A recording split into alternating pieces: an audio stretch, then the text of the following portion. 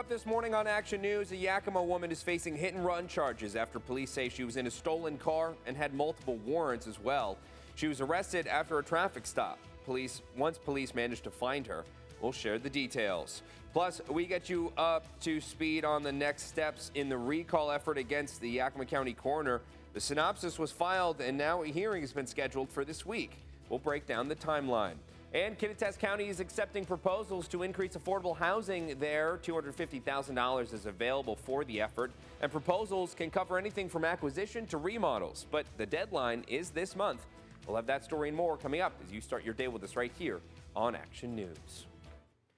Good Monday morning, everybody. I'm Dave Furtado. And I'm meteorologist Jefferson Donovan. And Jefferson, this weekend was not too shabby. We saw a little bit of sun, maybe a little bit of clouds. And as we start our first full week in the new year, what can we expect on day one, the first of the work week? Yeah, it is going to be a fairly quiet week of weather coming our way. We're going to kind of fall back into that cloudy, kind of stagnant weather pattern. But with all of the rain we have seen already this year, I think falling into a kind of quiet week of weather will be welcome news for a lot of folks. If you recall back to Friday, if anybody was starting off their workday, we were just getting absolutely soaked. Several daily records were broken around the area on Friday because of how wet it was. I do not anticipate any of those concerns for this week. Now, as we wake up in the Tri-Cities, we certainly are dealing with low clouds this morning. There's also some patchy areas of fog that have been developing. I would say that those areas of fog are going to be the biggest weather concern as we start off this work week. It's 36 degrees right now in the Tri-Cities underneath those cloudy skies. As we are going to be looking at our weather headlines for today and going forward, again, it is just going to be a fairly quiet week of weather. For most of us, we are going to endure mostly cloudy skies with areas of fog throughout this week. Some sun breaks will be possible at times, but again, anticipate more clouds than sunshine for the week. It isn't until we get till Friday that we do see renewed shower chances for a good majority of the forecast area. We'll talk about all three of these weather headlines coming up.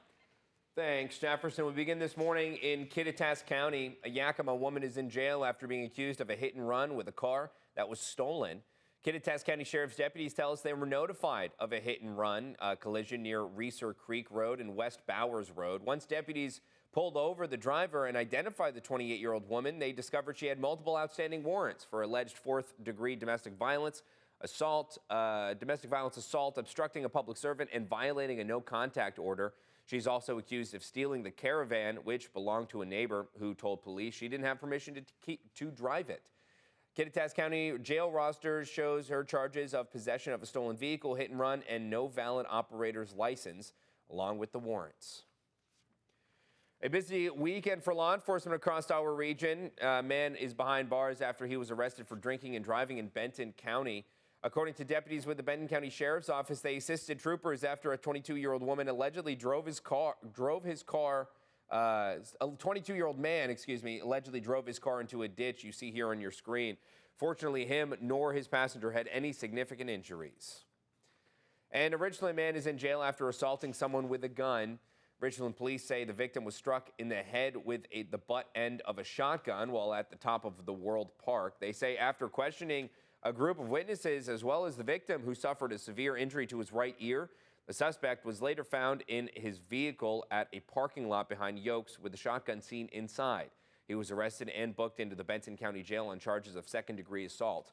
Authorities say the investigation is still ongoing.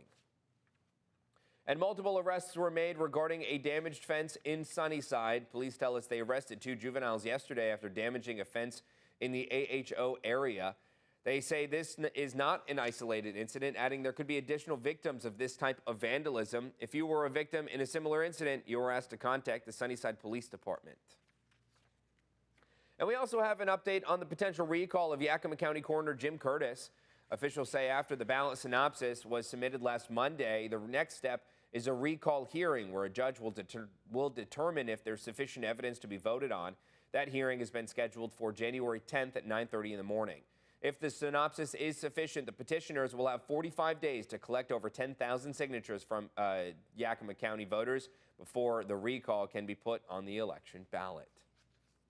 And you may recall our story about a Yakima County Superior Court making upgrades and changes. While speaking with Jessica Humphreys, the director of the Yakima County Superior Court, we also spoke with Judge Kevin Knott. They both said they haven't seen any changes made to the Superior Court's third floor, despite working there for 25 years. The courthouse is divided into two different spaces. One side was constructed in 1941, while the other was in 1961. It's just time for a change. 80 years have passed on some. There haven't been substantial updates, and we need to reflect where we're at technology-wise, as far as accessibility-wise, and that's what we're really doing with this program. Humphrey says they're long overdue with upgrades to electrical needs as well as improvements to woodwork in the courtrooms. The upgrades over the next 2 years will be covered by $1.9 million in ARPA funds obtained a couple of years ago. And Kittitas County is accepting proposals in order to increase affordable housing. Kittitas County Public Health Department officials say the county estimates there will be $250,000 available to increase inventory. The proposals can regard acquisition, construction, or rehabilitation of affordable housing. The application packets are 6 pages long and come with 4 attachments, as well as guidelines and instruction document. Kittitas County Homeless and Affordable Housing Committee will review submitted applications. Applications, including the provided attachments, are due by January 24th at 5 p.m. You can learn more up on our website, kimatv.com. And the Klickitat hatchery ownership has now transferred over to Yakima Nation. According to a news release by the Yakima Nation, the Washington Department of Fish and Wildlife transferred the property to Yakima Nation on December 13th. The Yakima Nation and WDFW had a joint agreement to lead the hatchery operation since 2006. The hatchery facility hosts population restoration efforts for fall and spring Chinook salmon as well as coho salmon. This now provides us additional resources to bring. You know, as a sovereign treaty tribe that owns a hatchery facility, that opens doors to us for Inflation Reduction Act funding, Bureau of Indian Affairs funding. So we hope to continue those efforts over at the Klickitat hatchery under our ownership. As of now, Yakima Nation is leading modernizing projects at the hatchery facility in partnership with the Bonneville Power Administration. That project is expected to go through the early fall of 2026. And the second annual Royal Rosca event welcomed hundreds to the Red Lion in Pasco, featuring the largest Rosca in the Tri-Cities. Measuring in at over 90 feet long, people were able to get a taste and enjoy some Mexican hot chocolate while visiting with local vendors.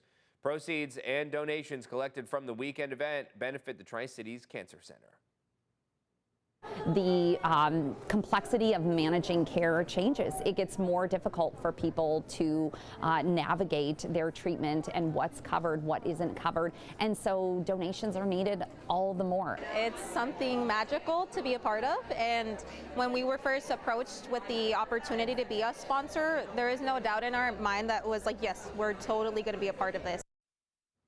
Each year, the event benefits a different community nonprofit that support people in the Tri-Cities. Planning has already begun for next year's event.